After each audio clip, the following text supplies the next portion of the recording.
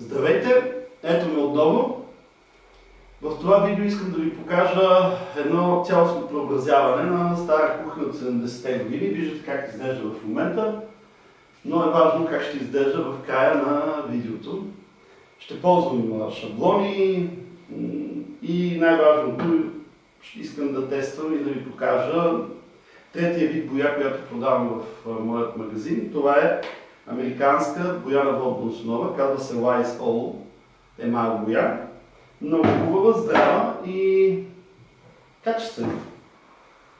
Сега да започвам и в процеса на работа ще видите стъпки, как се променя всичко. Започвам с първа стъпка, полагането на грунт върху всичките вратички. Свалям си ги, за да ми е по-удобно, а същевременно в последствие, като са свалени, мога да мина ето този ръб също много лесно с валячето. По този начин не се налага да ползвам четка. Сега ще ви покажа от близък план как става.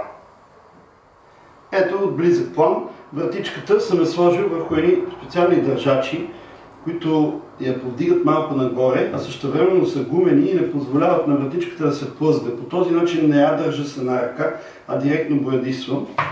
Ето вижте как се получава. Изцеждам си малко валячето и ето така.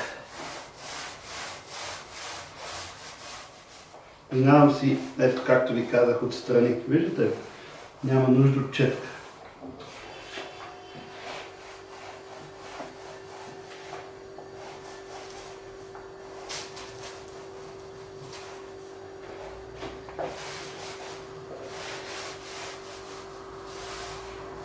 Сега ще разнеса хубаво грунда навсякъде.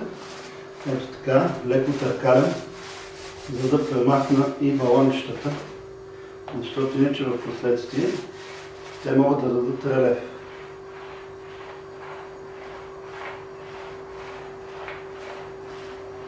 Готово.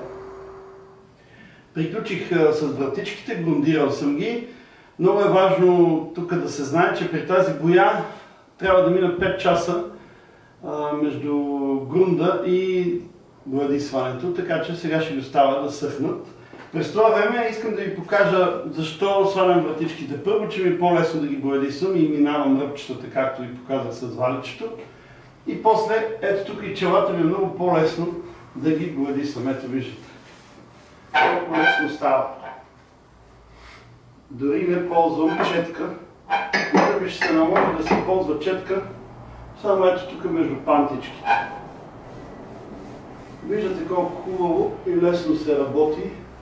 Дори и зимата работата не е мръсна, боята не е миризлива и може спокойно да си обновите дома за 2-3 дни в къщи, дори и зимно време.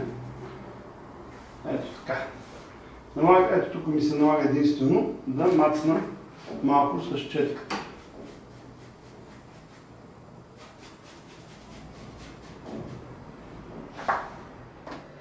Продължавам нататък, докато чакам грунда на вратичките и шкафовете да изсъхне и да захване хубаво. Почвам да минавам плочките с грунт. В случай използвам грунт флюгер, защото тук ще боядисам с Fusion минерална боя, тъй като нямам същия близък цвят от Wise All боята като стената. Ето, няма какво много да покажа, просто минавам навсякъде с грунда. Ето така. Гледате навсякъде да е минато, да е така побелява, за да може след това и боята да захване здраво, разбира се.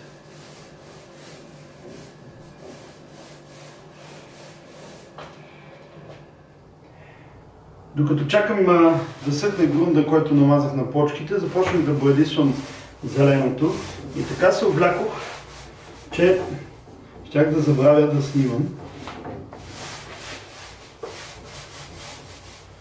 Понеже тъмен цвят и си е доста покривен, както виждате. Ето така. Не трябва много силен натиск. Лекичко разнасяте. После, ето така, сега ще разнеса внимателно. От тук имам нещо.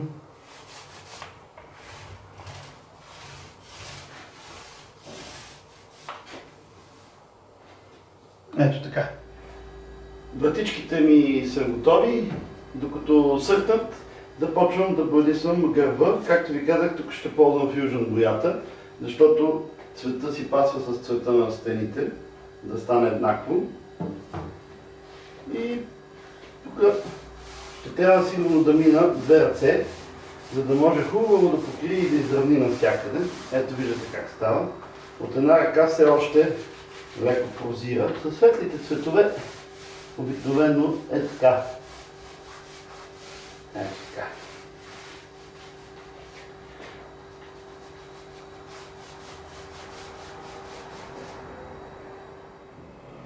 Изсъхна ми стената и започвам с шаблоните.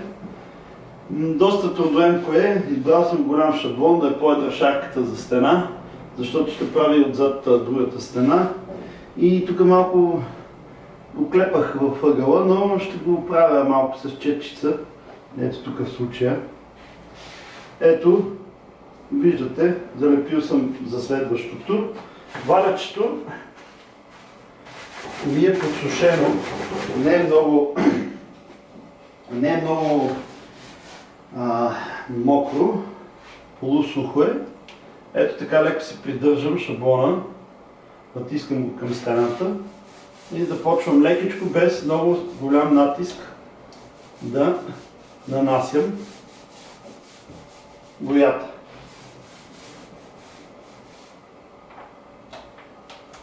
Ето така.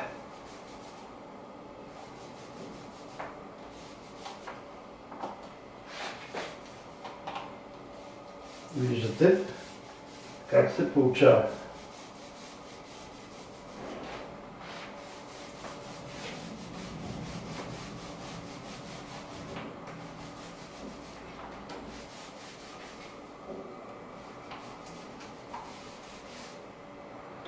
Дори някъде леко да ми излезе боята, не е фатално.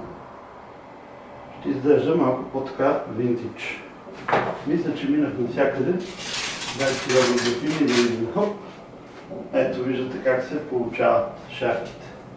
Става интересно и красиво. По принцип за стени избирайте по-големи шаблони. Така ефектът е страхотен. Искам да ви покажа това, което ви говорих преди малко, че големите шаблони са перфектни за стени. Ето вижте как се получава тук на тази стена. Седи много хубаво. Можете напълно, примерно, да заместите тапет. Ето така. Нищо много не показвам. Само пак ще повторя. При слагане на шаблоните много е важно валяка да ви е полусух, да не е много мокър, за да не се получават стичания. И не натискайте много силно.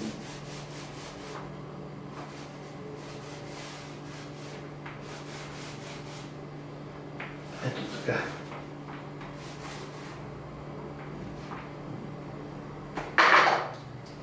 Я да видим какво се получи. Готово. 2 дни работа и това е крайният резултат. Ето, вече имаме една интересна, нова, модерна кухня. Смених и дръжките. Ето ги.